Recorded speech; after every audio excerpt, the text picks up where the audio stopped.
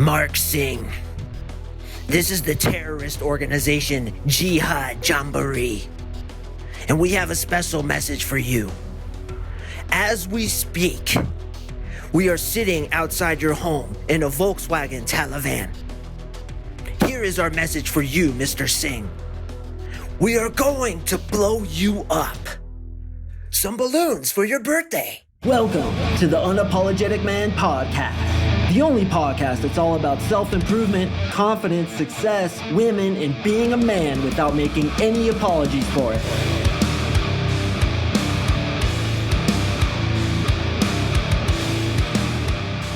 What is up, gentlemen? Thank you for tuning in to another episode of the UMP. I really do appreciate you clicking on this one. As I mentioned in my previous podcast, as well as in the title, today is my birthday. That's right. I shot out of that womb on February 3rd, 1977. Damn, dude. 70s, man. Seems like ancient history. I'm 45 today, but I feel like, honestly, I'm 32, and I still attract girls in their 20s. So if you're an older gentleman such as myself, not only do you have wisdom, but you also have to know that women often appreciate when a man is a little bit older. So don't think that your age will ever hold you back from getting the hottest of the hot. In fact, you get more attractive the older you get, particularly if you're working on yourself. So in today's episode, as I spoke about in the previous episode, I want to talk about what the fuck I want to talk about, and that is wilderness survival. I absolutely love the wilderness. It's why I moved to Colorado. It's also why I moved to Arizona before Colorado. And you guys, particularly for you living in the United States, do you understand how much opportunity there is to get into the wilderness? I don't care what state you live in, from the eastern seaboard to the Pine Barrens, down to Florida, the Everglades. Then we get into Texas, New Mexico, Arizona, Utah, Nevada. You got the desert, California, Oregon, Washington, Idaho, Montana. Beautiful, absolutely spectacular pine forests. Then we get into the Rocky Mountains of Wyoming, Colorado, some of Idaho, down into New Mexico. Fucking Rocky Mountains, bro. That's why I lived here. And even in the Midwest, you have beautiful deciduous forests, which means trees that let go of their leaves, all the way down into Kentucky, the South, Alabama, Tennessee. You get down into Louisiana, you got them alligators down there. There's so much fucking forest, so much opportunity. And Theodore Roosevelt, my boy Theodore Roosevelt, created the National Forest Systems. This means in the United States that we can go into the forest. It's called public land. You could pretty much do whatever the hell you want to do, provided you keep it safe and you don't light the fucking thing on fire, which of course happened last summer with all the fires after COVID, all those idiots going into the woods not knowing what they were doing, lighting the whole goddamn forest on fire. But when it comes to national forests, you can have a fire, you can hike off trail and get deep into the woods, hundreds of thousands of square acres that, in my opinion, have never been explored by human beings before. Even in Colorado, I know there's areas that no one's ever touched before, but particularly places like Alaska, deep in the wilderness, and places like Washington, Montana. I mean, there's so much unexplored territory. And even over there on the East Coast, there's tons of forest to get into. So today's episode is all about bushcraft. Bushcraft means wilderness survival skills, those Native American ancient man skill set of living with the forest, living in nature. And there's so much wisdom that's been lost, and that's what I'm really interested in. So I moved to Colorado about 10 years ago from Arizona, and one of my big objectives was to just get really good at being a woodsman. I was always fascinated with woodsmen. I read about Davy Crockett, Daniel Boone, Jim Bridger, all these amazing woodsmen from the past who went west in order to get into the mountains to get beaver, because beavers were really popular on the East Coast for making hats. I don't know if you guys knew that, but a big reason for mountain men was because of the expansion of fashion, which is really interesting. And young aspiring men went west into the Rocky Mountains, into Canada, and they started getting beavers to ship back to the East Coast. And that's where we get like woodsmen. That's where they became familiar with bushcraft, Native American-based survival skills. And I'm going to go over a lot of those today. So here's what I want to do. I'm going to break this down into several different sections, and I want you to stick around until the end because I'm going to give some really cool facts kind of about wilderness survival, why things happen the way they happen. It's going to be really interesting. I'm going to give like 10 really interesting things that will even help you in your day-to-day life. So stick around. And what I'm going to do is go over what I call the 5 C's of survival. This is from a survivalist named Dave Canterbury. He was on the show Dual Survival, if you've ever seen it. And it's the 5 things you should carry with you every time you go into the forest. So I want to start this by talking about a situation where I got myself, as well as Marissa, my current girlfriend, lost in the woods for about 4 hours. And I found my way out by using some of the skills that I'm going to talk about today. And I'm going to tell the first part of the story right now, and then I'm going to finish up the story at the end. So I moved to Colorado because, again, I wanted to be in the Rocky Mountains. And I made a wiki up in the middle of the national forest by a city called Red Feather, Colorado. It's deep in the pine forest of Colorado. And I went out in the middle of fucking nowhere, way off a fire road, couple miles into the forest, and found a place where nobody would ever find it. And I built a wiki up. A wiki up is basically like a teepee, and I put 2 beds in it. And each of the beds are raised slightly off the ground so that there's a fireplace in the middle. And what we do is we heat up rocks and we roll the rocks under the bed to heat up the beds. The beds have leaves on them as well as some pine on them, and they're pretty fucking comfortable. It's like a spring mattress, and the entire wiki up is covered with tons of pine.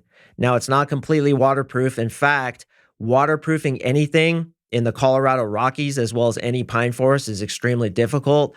The best place to get any waterproofing whatsoever is with leaves in what I mentioned before, deciduous forests where they drop their leaves every season. So places like Wisconsin, down into Tennessee, Ohio, that kind of area is really good to create a shelter that's completely waterproof.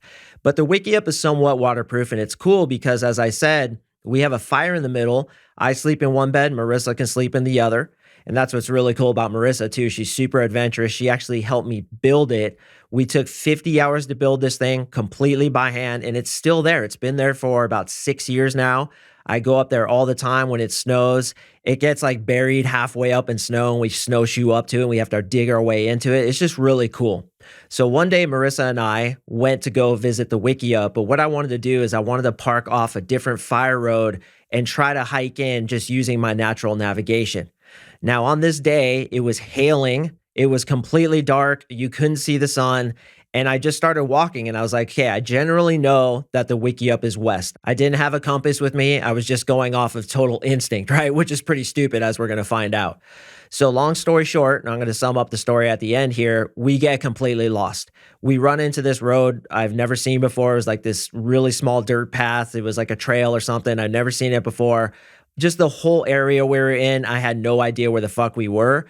And it was funny because I told Marissa, I was like, look, I got a lighter on me. Worst case scenario, we're going to build a little shelter, build a fire. We're going to ride it out until the storm stops, and then we'll figure our way out of here. And she's like, I have a really important meeting tomorrow at my work.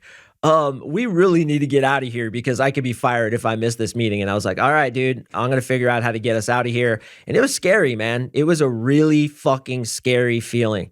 For some of you guys who are listening, maybe you've been lost in the woods before. It fucking sucks. It fucking sucks. And one thing I heard from one of the millions of survival shows I watched was, you're not lost. You are where you are, right? You're here. You're healthy. We had water. I mean, water was fucking falling from the sky. We had, if we needed it, warmth by way of a fire. I had a knife on me. I felt pretty comfortable because I've been studying this stuff, but it's like you train for years and years for this situation. And when it happens, you're not prepared for just how scary it is. Like, I have no idea where the car is. I don't know how to get out of here. And we are literally in probably 100 square miles of fucking national forest. And I knew from my experience that it could be days before we get the hell out of here. And really nobody else knows where we're at, which is my first tip is I want you guys to go into the woods. Now, I know it's February, there's snow everywhere, but man, the woods are so fucking cleansing. It's like a goddamn bath for your soul. And in my opinion, getting out and practicing woodsman skills, chopping wood, building fires, practicing bushcraft, building traps, building a wiki up like I did, hiking for miles and getting your own water, knowing how you can survive with just a knife, in my opinion, that's a fucking man skill right there. And that builds testosterone so high because we're built for that. And it feels so natural when you're sleeping under the stars and you open your eyes and you just see this starscape above you. And there's the fire crackling next to you. And you've built everything yourself and you brought almost nothing except for like a knife and not even a lighter sometimes, as I'm going to talk about in a second. But it's such a man skill, and it's cleansing for your soul. I'm telling you, for you guys who suffer with depression, get into the woods. And I don't care where you live. You can be in New York City. The Pine Barrens are just a few hours away from there. You could be anywhere in the United States and get into the woods. So when the weather clears up and you're able, I strongly suggest you just gather up a tent, a sleeping pad, a backpack, water purification, grab a knife, and get out there, man. Get out into the woods and stay off the fucking trails. Everybody's on the trails. I suggest finding a national forest. You can Google it and go right into the national forest off trail. Of course, tell people where you're at, but go explore, man. Get out into it. There's so much to see. I've had so many experiences with different types of wildlife and things that I've seen and things I've experienced. It's so worth it, and it cleanses your soul.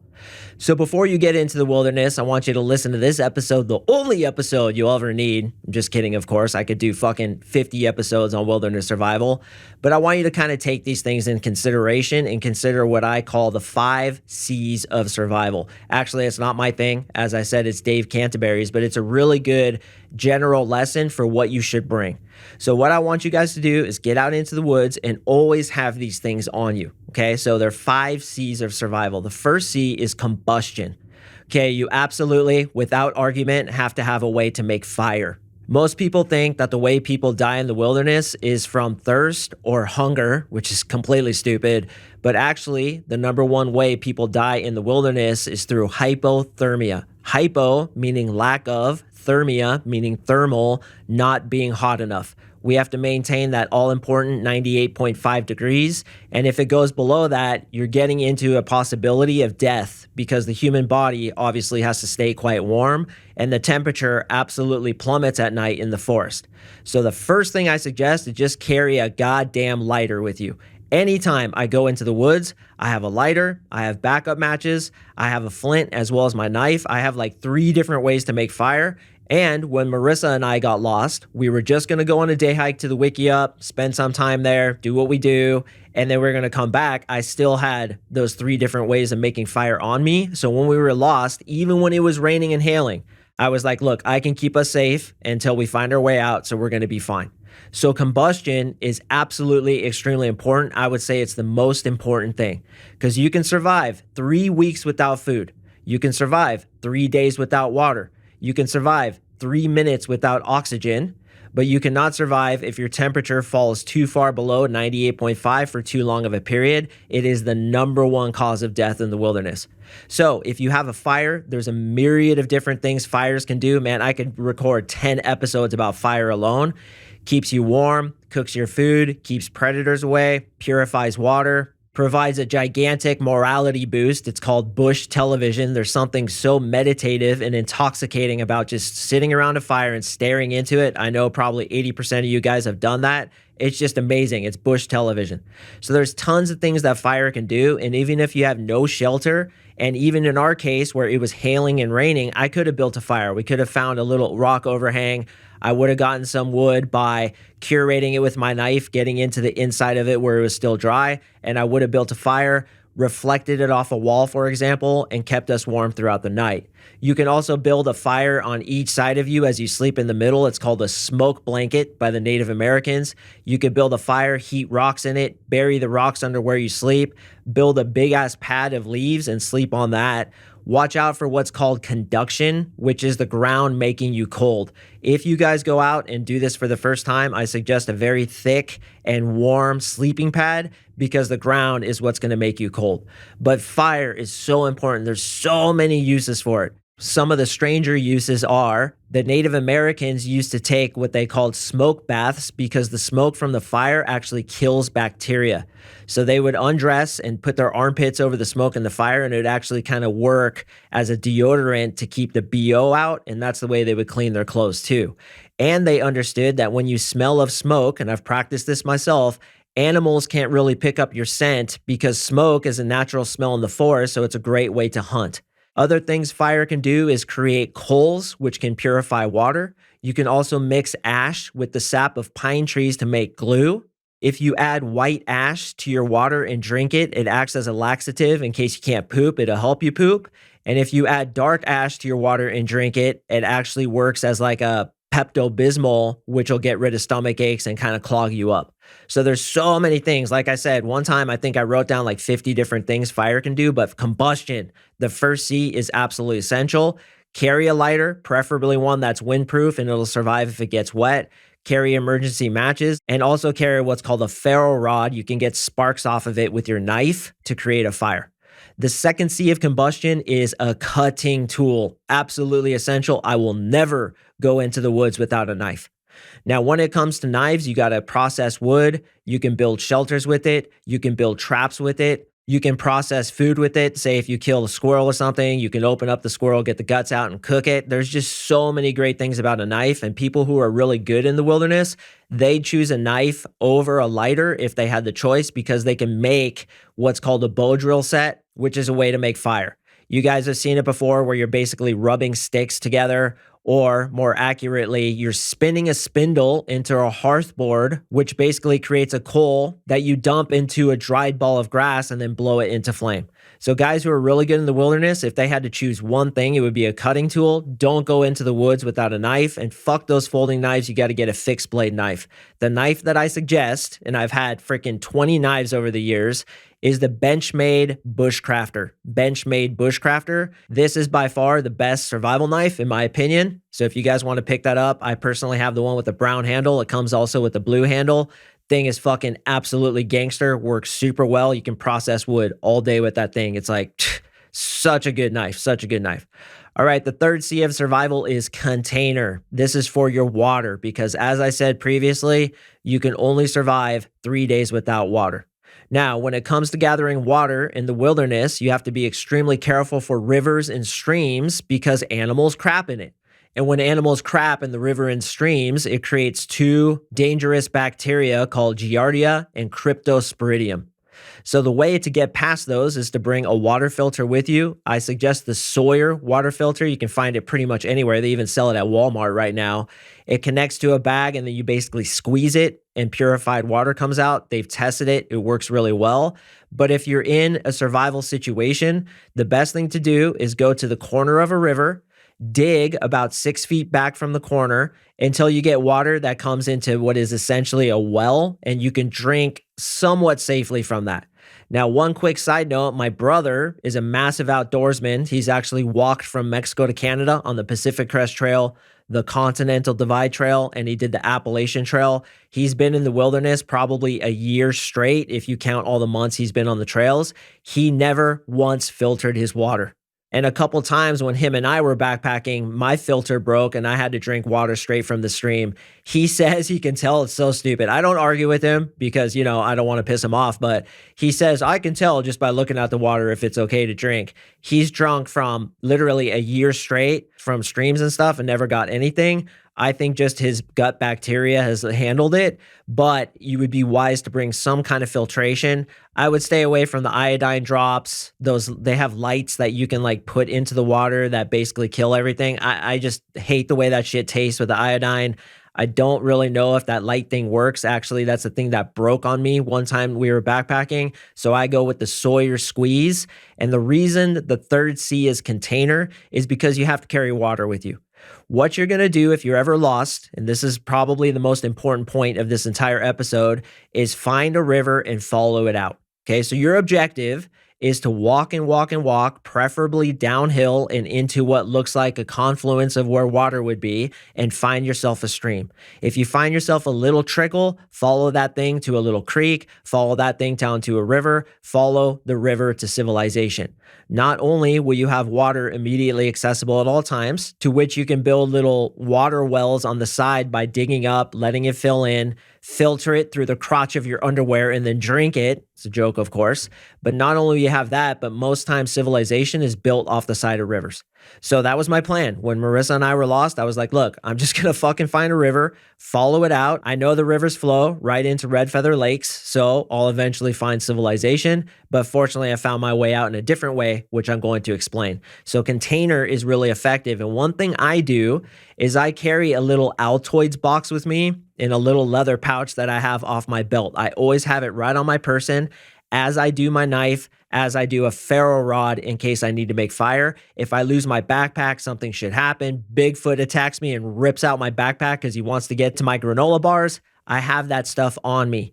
In that little Altoids tin, I have these 5 C's of survival. Okay, I have combustion in the way of matches. I have a little cutting tool in there. It's like a little razor blade. And I actually carry a condom because that can be used as a container to carry water in a worst case scenario. Now, in my opinion, it's kind of unnecessary, particularly in the Rocky Mountains, but perhaps if you're in a desert environment, you'd be wise to have something where you can carry water because water is so scarce. And that actually happened to my brother and I too. We got lost in the desert and we were running out of water and we eventually found a river, thank God, and we're able to drink from it. The 4th C of survival is cordage. Cordage is used for putting up shelters. Cordage is used for making traps. Cordage is used for repairing things. There's all kinds of uses for it. You can even use it as fishing string to catch fish out of streams, which I've actually done before. I challenged myself. I went in with all these 5 C's and I built a little makeshift fishing rig and I caught a fish out of this tiny little creek, and then I cooked it over a fire with my knife and cleaned it and made fire from a bow drill set. Like I did the whole caveman thing, right? To challenge myself, slept outside next to a fire. And what's really cool is if you buy paracord, which is used for parachuting, they actually have 7 really small strands inside the paracord that you can pull out and use for like smaller components of your cordage. And I actually made a fishing rig out of that, which was pretty cool. And I caught a fish and I was pretty pumped. So cordage is absolutely essential. Definitely want to have that with you. I suggest, I don't know, about 50 feet. Just get some green paracord is what I use. And it's super fucking effective. All right. And the 5th and final C of survival is cover. Cover. This means basically a tarp. This means a tent. This means something to keep the elements off of you. If you guys have ever watched that show Alone, where basically they go out into the wilderness alone and they have to take a certain number of things, all these things are considered and all these things are brought with them. What a lot of people bring is a huge tarp. And that is so goddamn effective because you could basically waterproof anything. When it comes to my wiki up in the middle of the woods, it doesn't have a tarp around it, although I kind of sometimes wish I did put a tarp around it because, like I said, it's extremely difficult to gather up enough pine to make anything waterproof. You could do it with leaves, but there's not a lot of leaves in Colorado. It's mostly pine trees. And then by the rivers, you have some cottonwood trees, some aspen and stuff that do drop their leaves, but to accumulate enough to make a shelter is really difficult. So when it comes to cover, man, don't go into the wilderness. Don't go camping with at least a tarp.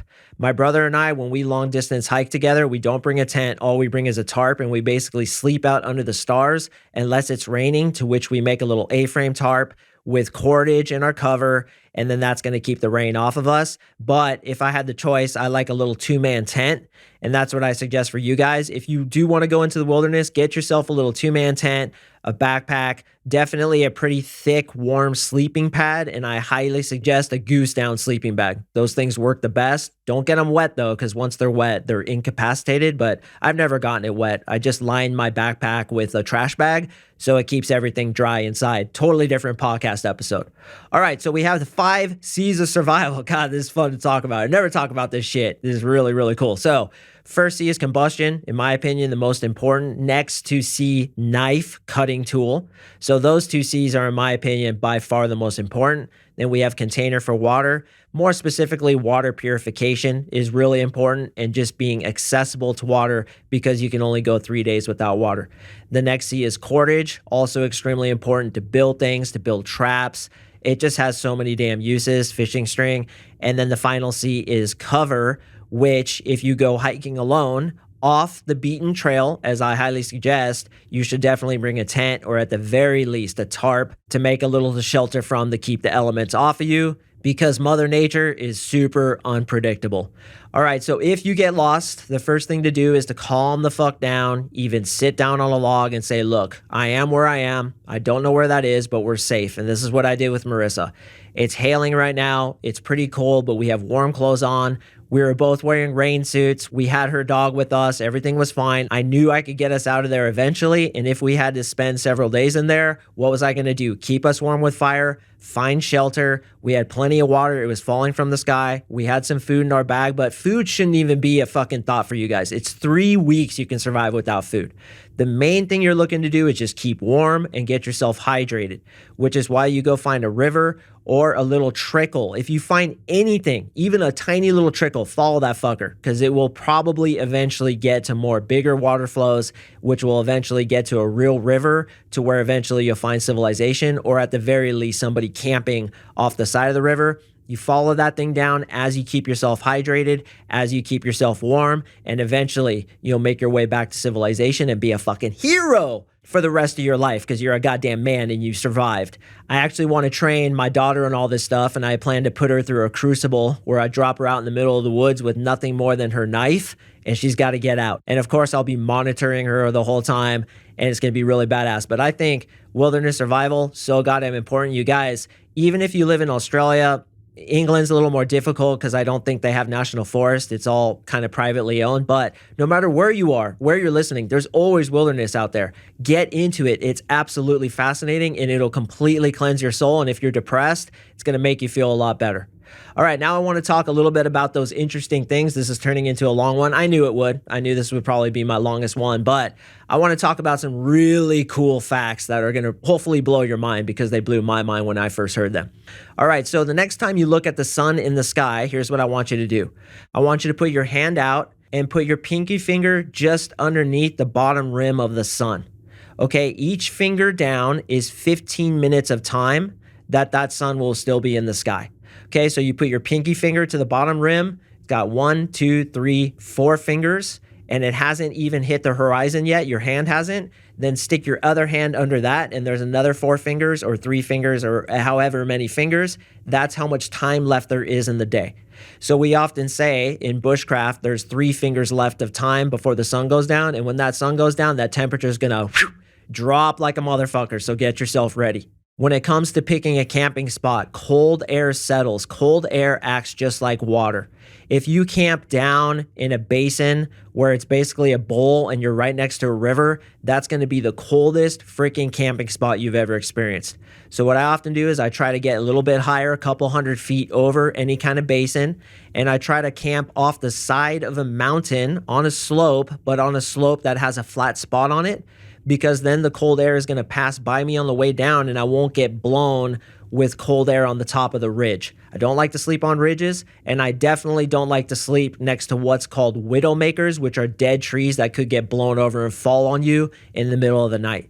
You want to sleep on a place where if it rains, the water will drain not into your camp, but around it. And once again, watch out for that cold air sinks. Man, it's literally could be like 20 degrees difference with 20 feet of difference. You could be down at the bottom of a basin where it's absolutely freezing cold and just go 20 feet higher up on a little ridge, up on the side of a hill, sleep on that thing. They're literally like 20 to 30 degrees difference. It's insane. When you're in the wilderness, you really experience this. There's like thermoclines where some areas are much colder than others. So I like to camp on a very flat spot that's preferably kind of up higher off of basins and somewhat on the side of like a mountain, kind of, if that makes sense. All right, this next fact is really interesting. It fascinated me the first time I heard it. Have you ever wondered why there's so many deer and wildlife on the side of the highways? Do you ever wonder why we always see deer standing off to the side of the highways? Like, you can go into the woods, as I always do, and never see one deer. And then on the drive home, you see like 20 of them. Why is that? Well, first of all, deer do understand private and public land, and they do understand hunting seasons. So they'll often hide out on people's properties. But more importantly, what happens to sunshine when you have a cleared out road with no trees on it? What happens is that sunshine can actually reach the ground. And when the sunshine can reach the ground, small grasses can grow. And small grasses have tons of nutrients. So the reason why deer are often off the side of the road is because it's clear of any trees, therefore the sun can hit it. Small grasses grow that are high in nutrients, and they like to eat those grasses. So that's what they're doing, man. They're eating the grasses along the side of the road because they have more nutrients in them, and they're new shoots. Just like when a fire comes through. This huge fire came through Colorado. Everybody's crying about it. I literally hiked into this fire like 2 months after it happened. There was so much new growth, man. All these bright green sprouts coming up. butterflies everywhere, birds everywhere. It was absolutely vibrant with life. So sometimes fire is a good purifier. It puts nutrients into the ground to where new sprouts can come up. So when people were crying about it, I was like, yeah, but it's actually good for the environment, and that's why it's natural for that to happen. All right, the next fascinating fact is about tracking. I could do freaking 3 episodes on tracking footprints in the snow or in the dirt, but here's a quick, really interesting fact. If you ever look at dog footprints and you see that the back feet are outside the front feet, do you think that's a male or a female? That's right, it's a female. The reason is because females have wider hips, to which makes their back feet wider than their front feet. So if you're ever looking at tracks of a 4-legged animal, if the back foot is outside the front foot, that's a female. If the front feet are outside the back feet, that's a male, because males have wider chests. Pretty interesting, right? I always found that really cool. All right, here's a really easy way to find out where south is if you're in the United States. This would be different in Australia, where you basically just reverse this. What you do if you're wearing a watch that has hands on it is you point the hour hand at the sun, and halfway between the hour hand and 12 on your watch is south. Okay, so once again, you point the hour hand of your watch at the sun, halfway between your hour hand and 12 on your watch is south. Think about it and you'll see that it's true. Pretty fun, cool, right? All right, there's 50,000 of these facts that I could go through, but I'm just going to pick my favorite ones because I wanted to end this at 40 minutes. Over 40 minutes is too long in my opinion. So another interesting fact is that wind changes directions through mountains during the daytime and during the nighttime. So generally speaking, wind goes down because it's cold air sinking, and wind goes up during the daytime because it's hot air rising. So what elk do is they strategically position themselves on the side of mountains while they're resting, or bedding down as we call it. And what they do is they actually put their backs to the wind, whichever way the wind is flowing at that particular time, so that they can look up the mountain. Let's say it's during the day, right? We understand that wind is coming up the mountain because it's hot and it's rising. So what elk will do is they'll position themselves to be facing up the mountain so they can watch up the mountain for any predators coming, and they can smell from behind themselves because the wind is pushing any smells up. When it comes to elk particularly, and this is also mostly true for deer, is they can see you and you can kind of be okay sometimes. They can hear you and you could kind of be okay sometimes. But if they smell you, you are fucked and they're running away. So the most important thing when you're hunting deer, as well as more specifically elk, is you have to keep the wind in your direction. If they wind you, they're fucking gone. And it's happened to me many times. So what they do is they position themselves so the wind is actually coming up from their backside so they can smell, because their smell is like better than a bloodhound. It's so goddamn effective. And they watch up the hill to see if any predators are coming down. Isn't that cool? Man, I found it so fascinating. God, wilderness survival is so cool. And the knowledge that has been lost ever since we've done what we did to the Native Americans. It's absolutely sad, but there's a lot being preserved, and it's really interesting stuff.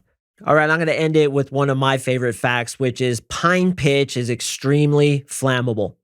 And what you can do is, if you ever want to make a torch, you can go to a pine tree, find a branch that's towards the bottom, and particularly a standing dead pine tree is the best place to get it. Saw off the branch. Then what you do is you look for kind of a red tint in that branch and you smell it. And if it smells like pine sol, then you know you got pitch, which is extremely flammable. Then what you do is you hold it vertically, kind of as you would a candle, and you saw into it a plus sign. So you're basically sawing straight down the branch, a plus sign. One cut going straight down into it, about 6 inches. And then you switch 90 degrees and you put another cut going down 6 inches. Then what you do is you get a bunch of pine sap and you stick the sap in the middle of that cross that you just made. And then you light that fucker on fire. It'll stay lit. I've tested this. We had one light for 3 hours by doing that. 3 hours. And it was a torch. And we had it at night. And I was walking through the forest with a fucking torch, looking for different things, checking my traps. It was so gangster, man. You can make torches out of this stuff. And pine pitch is extremely flammable. And one kind of interesting fact is, remember they used to tar and feather people? Well, you think if they pour tar on you, you die because it's so hot. But you're thinking about tar like concrete tar. What tar actually is it's pine pitch. And when they would tar people, they would get melted pine sap basically poured over them, it doesn't get hot enough to burn you. It just kind of makes your skin like bubble sometimes. It's like a really superficial burn. And then they toss feathers on the fucker. And the reason they do that is because pine pitch was super available, because that's how they'd fix boats. It's literally a glue. Like I said earlier, you mix it with some coal, you mix it with some ash from your fire, and it makes glue. And I've actually repaired my shoe with it. This shit is super sticky. And that's how they make canoes. That's how they would make containers. Native Americans would use it all the time as glue, and the shit is just as strong as super glue from my experience. All right, gentlemen, now that we are well over 40 minutes, I am going to go ahead and tell you the end of that story of when Marissa and I were lost. So we're kind of walking in circles. We're completely lost. I'm super embarrassed because I'm trying to get her to the wiki up. I was super confident in my navigation skills, but there was absolutely no sun in the sky.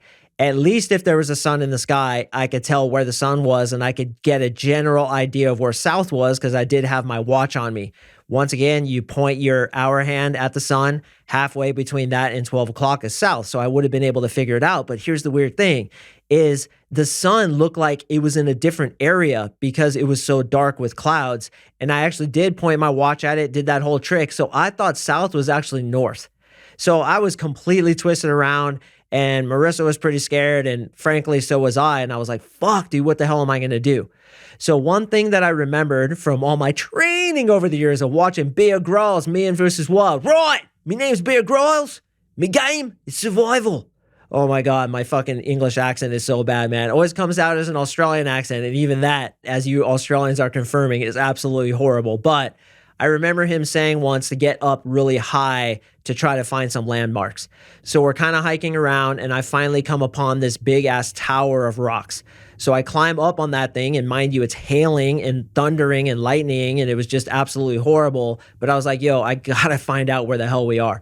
So I climb up on the thing, and I'm looking what I thought would be south, and I was actually north, and I turn around and I see Red Feather Lakes. There are these 4 lakes in the city of Red Feather here in Colorado, and I knew then exactly where our car was. I was like, holy shit, dude, I am completely turned around. I think north is south, east is west, I think up is down. I'm totally fucked up in the head here, and I was like, all right, now that I know where that is, I'm going to set a cardinal bearing. And what I did is I basically put the sun over my right shoulder because the sun was actually, it was really weird. The sun was actually, should have been in the left-hand side of the sky, but it looked like it was in the right. It was really weird, but it was a little brighter on that side. So I kind of put that over my shoulder and then just fucking headed straight for it. And I got us right to our car, like right to it. We came out of the forest and the car was right there. And Marissa was like, damn, that was pretty good. And I was like, yeah, the first 4 hours weren't very good, but that final sum up was pretty cool. And it was cool to put my skills to the test, see how it felt.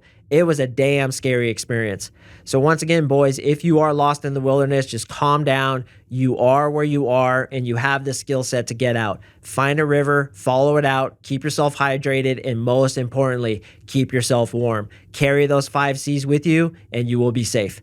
All right, gentlemen, I hope you enjoyed this one. I know I certainly did. I have another episode dropping on Monday, which is going to get back to the basis of this podcast, which is masculinity, confidence, women, and being a fucking man without making any apologies for it. So please stay tuned for that one. I appreciate all you guys listening on my birthday. And if you want to leave me a review, please email me at CoachMarkSing@gmail.com and I will send you a bunch of cool shit. Have a great weekend, boys, and I will see you in the next episode.